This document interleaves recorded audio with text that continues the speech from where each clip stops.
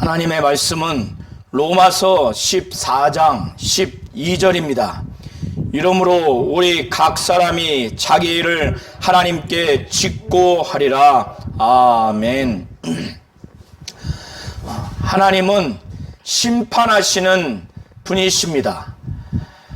하나님께서 그의 아들 예수에게 심판하는 권세를 주셔서 예수께서도 자신이 아버지로부터 받은 그 심판의 권세로 말미암아 아들도 심판하는 그런 권세가 있다라고 말씀을 하셨습니다. 요한복음 5장 22절에 아버지께서 아무도 심판하지 아니하시고 심판을 다 아들에게 맡기셨으니 라고 말씀을 하셨습니다. 하나님은 선악간의 심판을 하시는 분이십니다. 우리 모든 성도님들은 마지막 날에 믿지 아니하는 자들이 받는 심판을 우리는 받지 않지만 믿는 자로서 이 땅에서 하나님의 뜻대로 말을 하며 행동을 하고 삶을 살았는가에 대한 심판은 하나님의 심판대 앞에서 반드시 받게 되어 있습니다. 사도 바울은 오늘 로마서 14장 1절부터 12절을 통해서 로마 교회 안에 믿음이 강한 자와 약한 자 사이에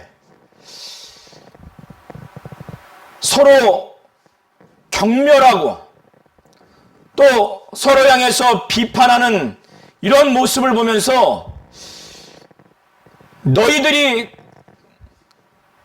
경멸하고 너희들이 비판을 하면 나중에 하나님 앞에 그 심판대 앞에 반드시 모든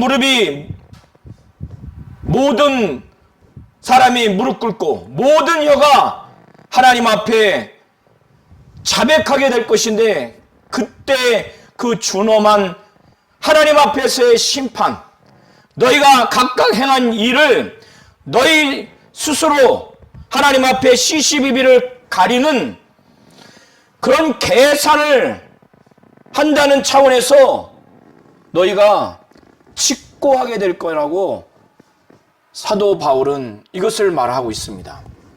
로마 교회 안에 다수의 이방인이 있다고 그랬죠.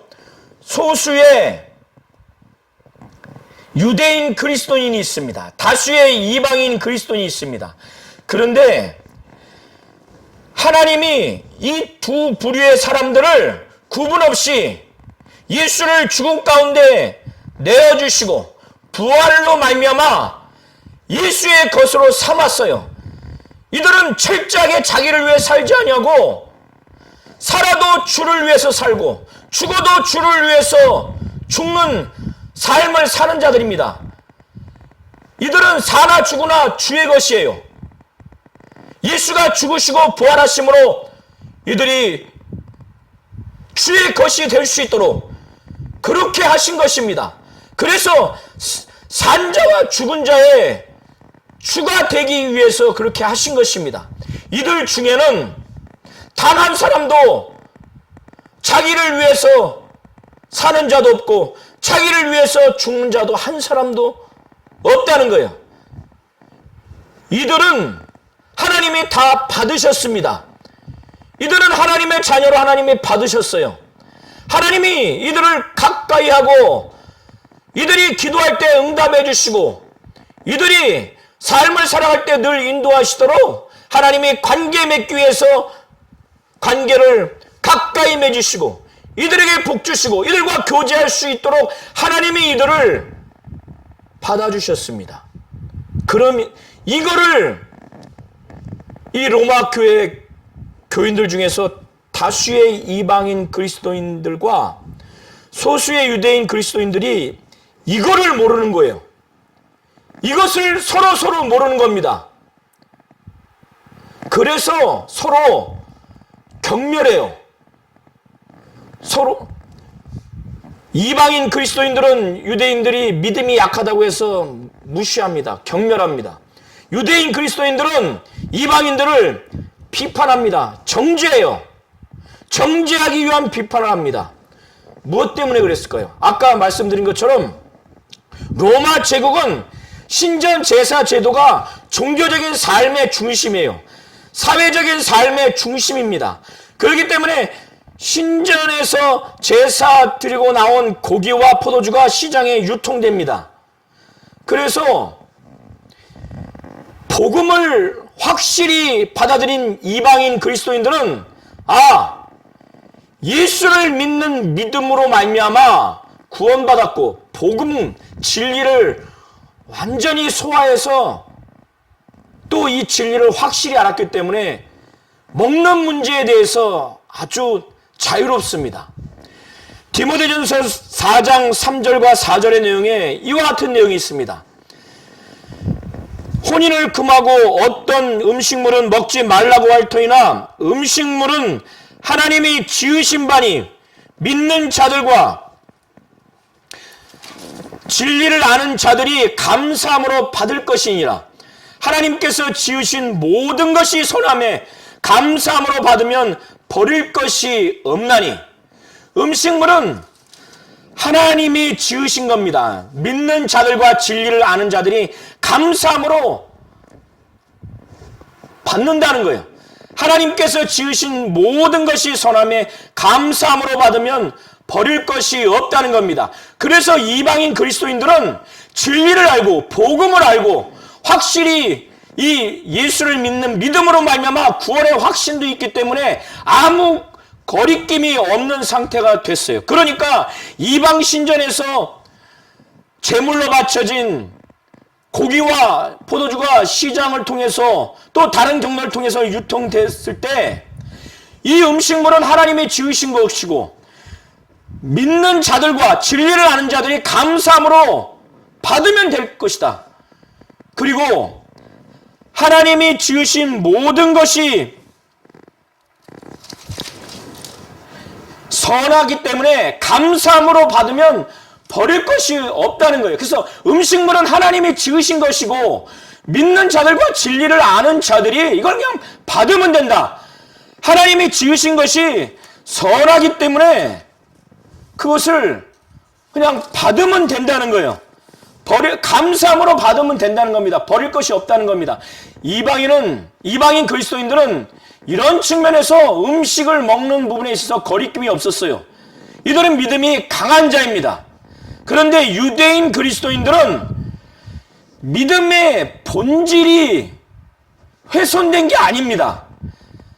유대인 그리스도인들은 그들이 과거 유대 민족이 가지고 있던 유대교에서 생활했던 유대인의 생활 문화가 있지 않습니까? 유대교에 관습이 있습니다.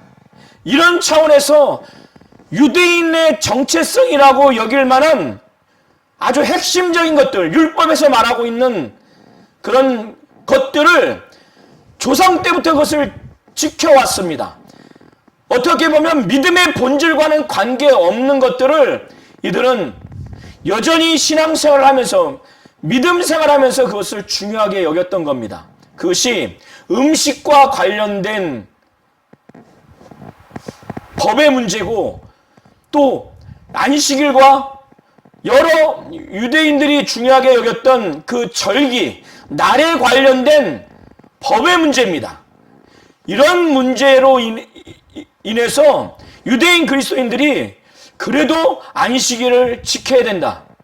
그리고 이방 그 신전에서 우상을 섬길 때 쓰였던 고기와 포도주는 먹으면 안 된다. 이렇게 생각을 했던 거예요. 그러니까 로마 교회 안에서 이방인 그리스도인과 유대인 그리스도인들이 서로 분란이 생긴 겁니다. 이방인 그리스도인들은 유대인 그리스도인들을 믿음이 약하다고 경멸합니다. 무시합니다. 아니, 음식물은 하나님이 지으신 것인데 진리를 알기만 한다면 믿는 자들은 이걸 받으면 된다. 이거 먹으면 된다. 하나님이 지으신 모든 것이 선하기 때문에 감사함으로 그것을 받기만 하면 된다. 이런 음식 문제에 대해서 아무런 거리낌이 없습니다. 그리고 날도 안식일이든 또 주일이든 모든 날이 하나님 앞에서 중요한 것이지 어느 특별한 날만 중요한 게 아니다. 이방인 그리스도인들은 그렇게 여긴 겁니다. 유대인 그리스도인은 똑같이 이방인 그리스도인과 믿음에 대해서는 똑같아요. 믿음의 본질에 대해서는 똑같습니다. 그러나 비본질적인 문제, 예수를 믿는 믿음, 그래서 구원받은 거, 하나님의 자녀가 되는 이 부분에 있어서는 아무 문제가 없어요. 진리를 알고 복음을 아는 부분에 있어서 아무런 문제가 없습니다. 다만 이방인 그리스도인보다는 믿음이 좀 연약한 부분이 있죠. 그래서 그들이 조상 때부터 유대 민족으로서의 정체성의 특징이라고 말할 수 있는 율법에서 가르치고 있는 안식일 문제, 그리고 우상에게 섬겼던 음식을 먹으면 안 된다라고 하는 음식과 관련된 문제, 날과 음식과 관련된 문제를 이들은 우상을 섬겨서 나온 음식을 꺼려했어요. 먹지 않았어요. 이건 구원과 관련이 없는 겁니다. 그리고 나를 더 특별히 중하게 여기는 것을 이들은 하나님을 위해서, 주를 위해서 이렇게 한다라고 생각을 했어요. 그러니까 이들이 서로 오해를 한 겁니다. 믿음은 다 똑같아요. 구원받았어요. 진리를 알고 또 복음도 알아요. 그러나 믿음이 더 강하고 믿음이 약한 그 정도의 차이의 문제인 겁니다. 그런데 이들이 서로 경멸하고 서로 비판하게 됩니다. 그러니까 사도 바울이 급기야는 매우 강력하게 이들을 책망하고 너희들 나중에 하나님 앞에 심판대 앞에 쓴다. 너희들이 하는 일을 시시비비를 가리는 계산을 하는 차원에서 너희가 한 일을 직고하게 된다. 너희들이 다 자백하게 된다. 이런 경고의 말씀을 증거하는 겁니다. 그래서 1절부터 사도 바울은 말하기를 믿음이 강한 자에게 말하기를, 그러니까 믿음이 강한 자는 이방인 그리스도인입니다. 믿음이 약한 자는 유대인 그리스도인이에요. 그래서 믿음이 약한 자를 믿음이 강한 자에게 너희들 받아라. 그들을 받아들여라. 왜냐하면 하나님도 그들을 받으셨기 때문에. 받으라고 하는 것은 이렇게 서로 경멸하고 비판하는, 정죄를 위해서 비판하는 관계가 됐으니 서로 교제를 하겠어요? 서로 한 형제로서 사랑을 하겠어요? 그러니까 이런 차원에서 그들을 받아들이라는 거예요. 받아들이고 유대인 그리스도인, 믿음이 연약한 자들의 그 의견을 비판하지 말라는 거예요. 그들이 그렇게 나를 중하게 생각하고 또 음식 문제 때문에 꺼리끼는 그런 것을 가지고 그걸 막 따지듯이, 그걸 막 토론하듯이, 그걸 아주 논쟁하듯이 그들과 막 비판하려고 하고 판단을 하려고 그렇게 하지 말라는 거예요. 그들을 일단 받아들이라는 거예요. 믿음에는 하등의 문제가 없으니까.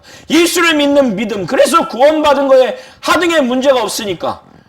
그리고 복음을 알고 진리를 아는 정도의 차이만 있지, 복음을 알고 진리를 알기 때문에 받아들이라는 거예요. 판단하지 말라는 겁니다. 어떤 사람은 모든 것을 먹을 만한 믿음이 있다는 거예요. 이방인 그리스도인처럼. 그리고 어떤 사람은 믿음이 연약하기 때문에 유대인 그리스도인처럼 채소만 먹는 자가 있다는 거예요. 그래서 먹는 자는, 여기서 먹는 자는 이방인 그리스도인을 말합니다. 먹는 자는 먹지 않는 자를 업신여기지 말라는 거야. 아주 경멸하지 말라는 거야. 아유, 저렇게 예수를 믿는데 복음을 안다면, 진리를 안다면 이방인 신전에서 제물을 드렸든 드렸다 할지라도 그게 무슨 상관이야. 이 복음을 모르는구나. 진리를 제대로 알지 못하는구나. 믿음이 약해. 그래서 경멸한다는 거예요. 그리고 반대로 먹지 않는 자, 유대인 그리스도인들은 야, 저렇게 우상, 신전에서 우상을 섬기는 데 쓰였던 고기와 포도주를 그냥 먹네. 저렇게 거룩하지 못하네. 그래서 저들은 죄를 짓고 있다. 정죄를 목적으로 해서 비판하고 판단하는 것을 하지 말라는 거예요. 왜 경멸하지 말고 왜 판단하지 말라고 하느냐? 하나님이 유대인 그리스도인과 이방인 그리스도인을 다 받으셨다는 거예요. 그들을 하나님의 자녀로 받아주셨고, 유대인 그리스도인이 믿음이 연약하다 할지라도 하나님이 이들을 세워주시고 이들에게 능력 주시고 이들에게 은혜를 베풀어 주셔서 얼마든지 이방인 그리스도인처럼 또 그 이상으로 성장케 할 수 있는 분이 하나님이시기 때문에 그 하나님이 받아주셨기 때문에 서로 경멸하거나 판단하지 말라는 겁니다.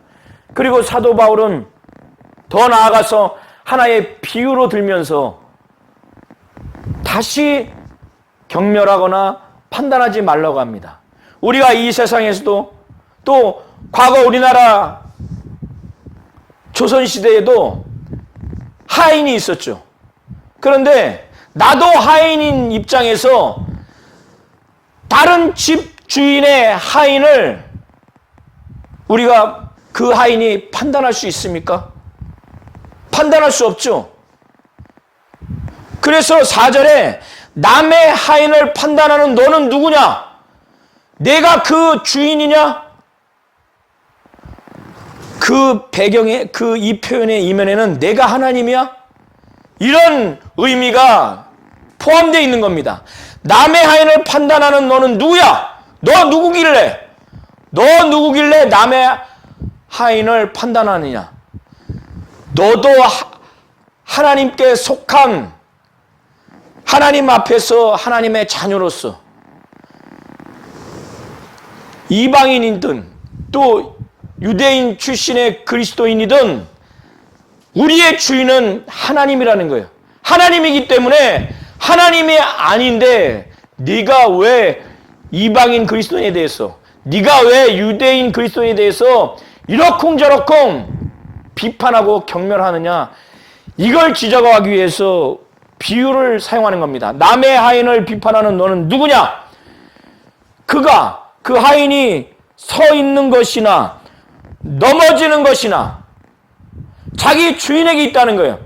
그 하인이 주인과의 관계에서 주인이 그 하인에게 일을 시켜서 책임을 주어지게 되면 그 하인이 주인으로부터 맡겨온 일을 책임을 지고 일을 잘하면은 주인으로부터 인정을 받을 것이고, 책임을 다해서 일을 하지 못하면 주인으로부터 인정을 받지 못할 것이고, 그래서 하인으로서 성공된 삶을 살거나 실패하는 삶을 살게 되고, 그래서 책임을 다하지 못하면 실패한 하인의 삶을 살아서 그 주인이 다시는 쓰지 않겠죠.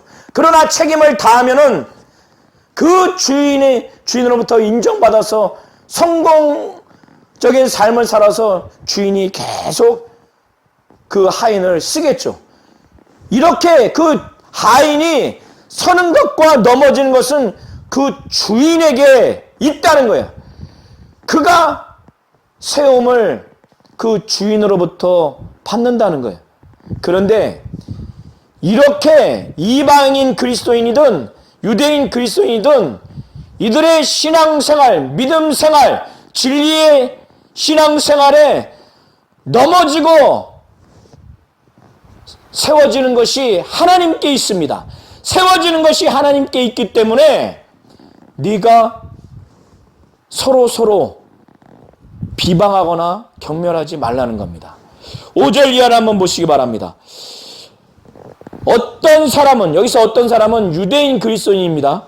유대인 그리스도인은 이 날을 저 날보다 낮게 여겨요. 아까 말씀드린 것처럼 안식일, 또 유대인들이 전통적으로 중요하게 여겼던 그런 절기들이 있습니다. 그런 절기들을 이 날을 전날보다 낮게 여깁니다. 그런데 어떤 사람은 이방인 그리스도인들은 모든 날들을 같게 여겨요. 안식일이든 다른 절기든 하나님 앞에서 다 중요한 거야. 이렇게 여기는데 사도 바울은 어느 한쪽의 사람을 표면적으로 편드는 것이 아니라 각각 자기 마음으로 확정하라는 거예요. 확신을 갖고 마음에 정하라는 거예요. 다 옳으니까. 왜 옳으냐고 말을 하냐면 그것이 6절부터 8절에 나와 있습니다. 음식을 먹는 자도 주를 위해서 음식을 먹는다는 거예요. 또 음식을 먹지 않는 자도 주를 위해서 먹지 않는다는 거예요. 또 나를 중하게 여기는 자도 주를 위해서 중히 여긴다는 거예요. 자, 이방인 그리스도인 입장에서 고기를 또 포도주를 먹죠. 음식을 먹는데 하나님이 음식을 지으셨고 진리를 알고 또 믿음을 가진 자이기 때문에 하나님이 지은 모든 것이 선하기 때문에 감사함으로 받으면 된다는 입장에서 이 고기와 이 포도주를 하나님이 주셨기 때문에 하나님이 지으셨기 때문에 이건 선한 것이다. 나는 믿음이 있기 때문에 꺼릴 필요가 없다. 그래서 하나님께 감사해요. 식사 기도할 때 감사하고 또 늘 감사하는 마음으로 주님을 위해서 이 음식을 먹는 겁니다. 그리고 유대인 그리스도인들도 주님을 위해서 음식을 먹지 않는 거예요. 그리고 안식일이나 여러 절기도 이것을 중하게 여기는 그 근본 동기와 목적이 뭐냐면 주님을 위해서 이 날을 중하게 여기고 음식을 먹지 않는 거예요. 그러면 이들의 중심 자체가 다 주님을 위한 거고 이들이 감사한다는 거예요. 유대인 그리스도인도 음식을 주님을 위해서 먹지 않고 하면서 중심으로는 하나님께 감사한 거예요. 이들의 중심이 뭐냐면 하나님께 각각 감사함으로 주님을 위해서 음식을 먹고 음식을 안 먹고 나를 중하게 여기기 때문에 너희들이 서로 비판하거나 업신여기는 행동을 하지 말라는 거예요. 왜? 이렇게 주님께 감사해서 음식을 먹고 먹지 않고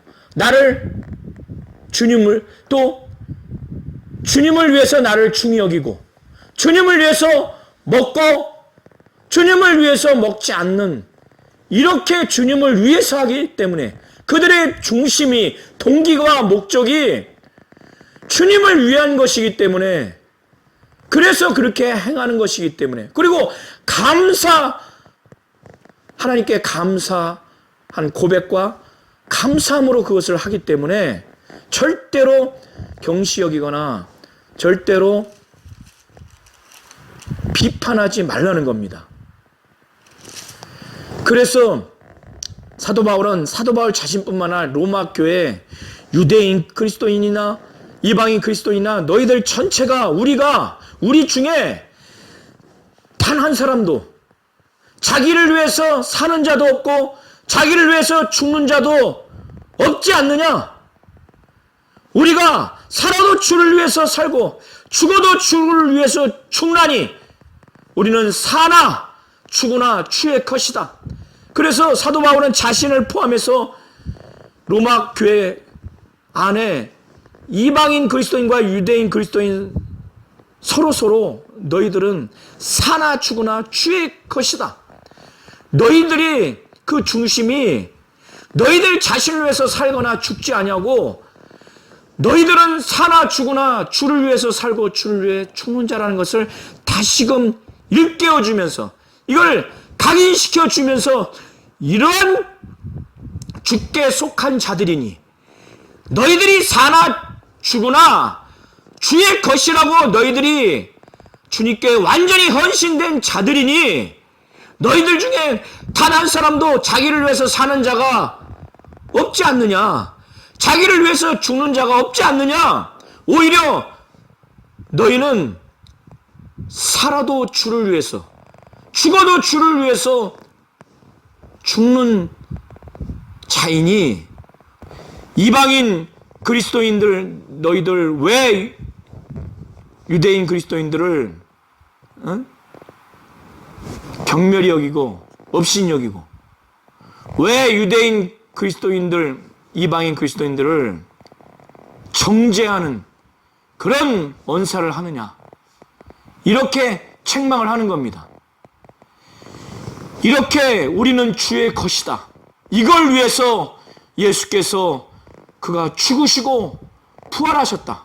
그래서 죽으시고 부활하심으로 산자와 죽은 자의 추가 되게 하기 위해서 그렇게 하셨는데 너희들이 지금 그렇게 된 것이고 그러한 삶을 살고 있다는 거예요. 이들의 이 영적인 실상, 이들의 믿음의 실상을 분명하게 사도 바울은 밝히 증거한 겁니다. 그러면서 책망하기를 이방인 그리스도인들을 향해서 내 형제를 업신여기느냐? 어찌하여 내 형제를 업신여기느냐? 유대인 그리스도인들을 향해서 내가 어찌하여 내 형제를 비판하느냐? 우리가 다 하나님의 심판대 앞에 설 것이라고 사도 바울은 아주 준엄하게 책망합니다. 그러면서 이사야서 45장 23절의 말씀을 근거합니다. 거기에 기록되었을 때 주께서 이르시되 하나님께서 이르시되 내가 살았노니 하나님은 살아계십니다.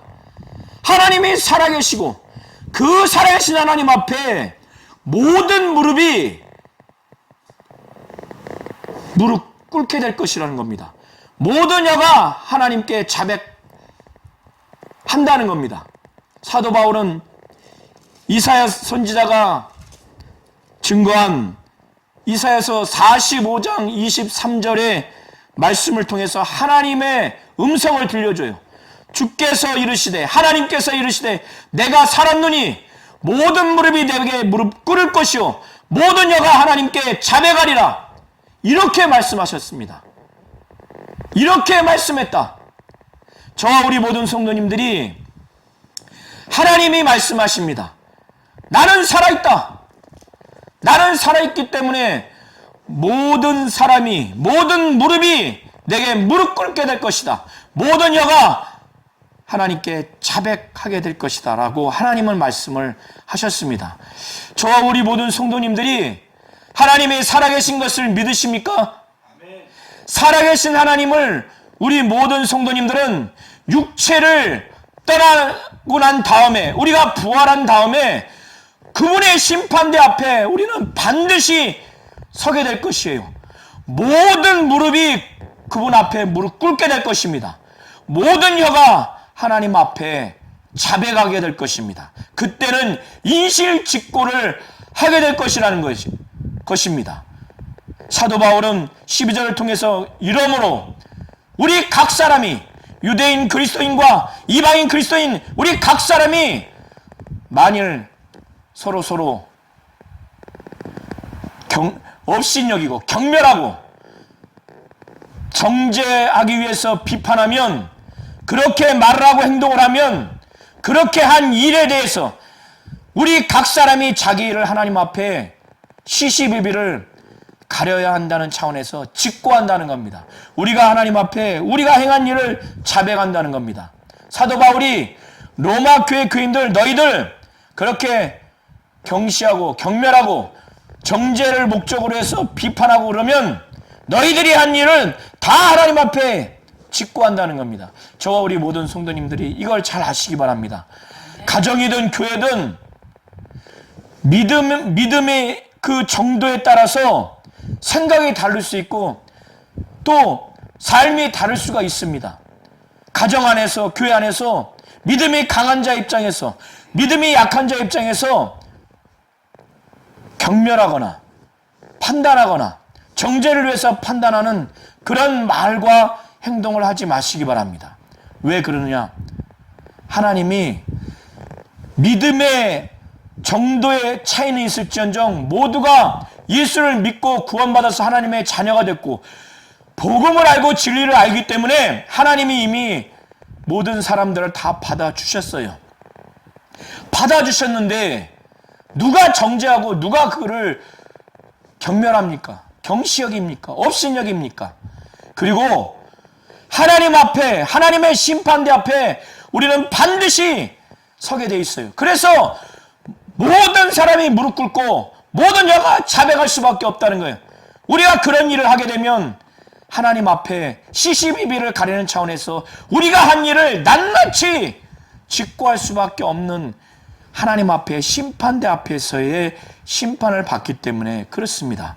저와 우리 모든 성도님들은 하나님은 심판하신 분이시라는 것을 심판하시는 분이시라는 것을 분명히 아시고 예수도 심판하시는 분이시라는 것, 하나님을 대리해서 심판하시는 분이시라는 것을 잘 아셔서 결단코 우리가 다른 사람을 경시여기거나 다른 사람을 정죄의 목적으로 비판하는 자가 되지 아니하고 하나님 앞에 하나님이 받으신 자들 또 자들이기 때문에 하나님이 나중에 반드시 심판하시기 때문에 우리의 언행 심사를 하나님의 뜻대로 하나님의 말씀대로 성령의 감동과 충만함대로 인도하신 대로 그렇게 하셔서 하나님의 그 심판대 앞에 부끄러운 자가 되지 않는 자가 돼서 하나님은 심판하신 분이시라는 걸 분명히 알고